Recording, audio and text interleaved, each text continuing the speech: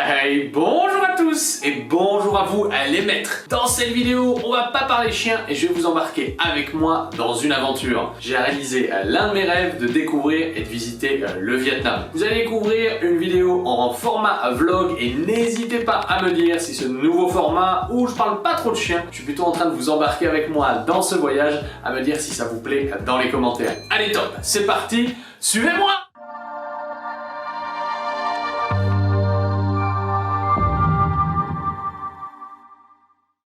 Un chien n'est pas une peluche, c'est ce qu'on va voir dans cette vidéo. J'espère que vous avez la forme et je vous invite tout de suite à liker cette vidéo. N'hésitez pas à me présenter votre loulou ou me partager les problèmes que vous pouvez rencontrer avec lui dans l'espace des commentaires. Et surtout, pensez bien, à vous abonner pour avoir accès à plus de 300 vidéos conseils pour vous permettre de mieux comprendre et éduquer votre chien. Alors aujourd'hui, j'ai envie de vous parler des 3 conseils pour renforcer la complicité avec votre chien. Et si tu es devenu propriétaire de chien aujourd'hui, peut-être que tu en as un ou plusieurs, que tu es un jeune chiot ou un chien plus âgé, que tu es un chien de petite race ou de grande race, n'hésite pas à me le dire dans les commentaires, c'est pour partager une relation pleine de complicité. Alors le premier des conseils, c'est de comprendre l'autre. Et oui, en tant qu'humain, nous fonctionnons comme des humains.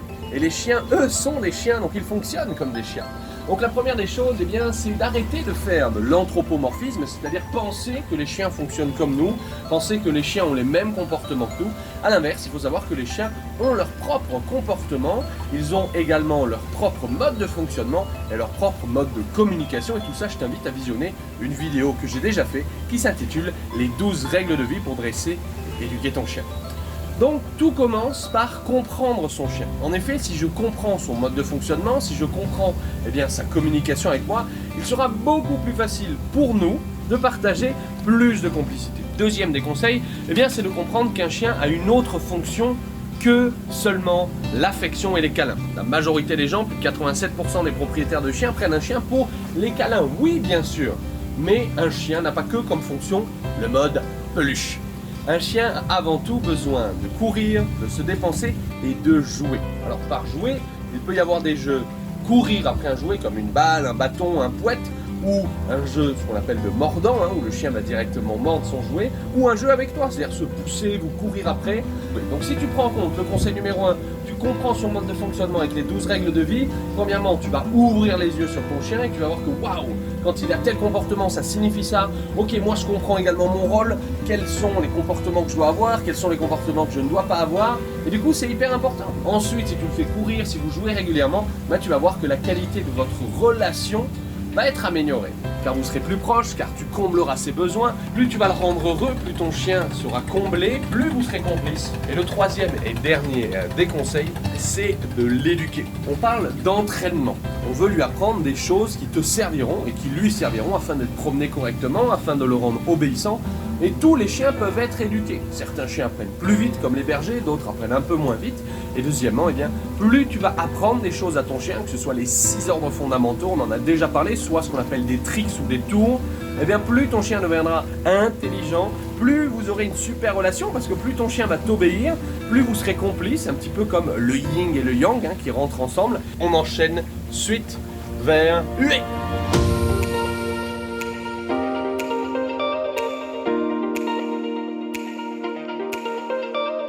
Jour 5 ici au Vietnam, on vient de quitter la baie d'Along en route pour Hanoï. Petit arrêt avant de prendre l'aéroport et on enchaîne directement à Hue, la cité impériale.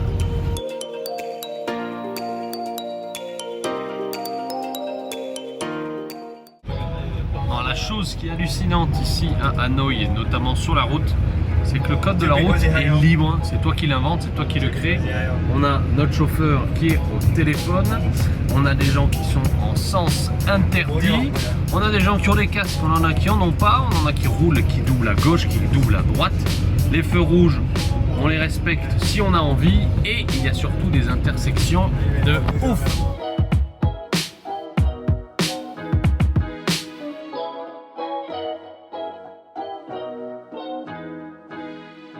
Autre chose, ils n'ont pas vraiment compris le concept de route plate, puisque les routes ici sont à bosse, donc c'est assez sympa quand on essaie de dormir ou de se reposer. On on est réveillé assez fréquemment et on fait des petites jumps, on fait des sauts assez régulièrement. Donc pour dormir, il faudra bien trouver une autre solution.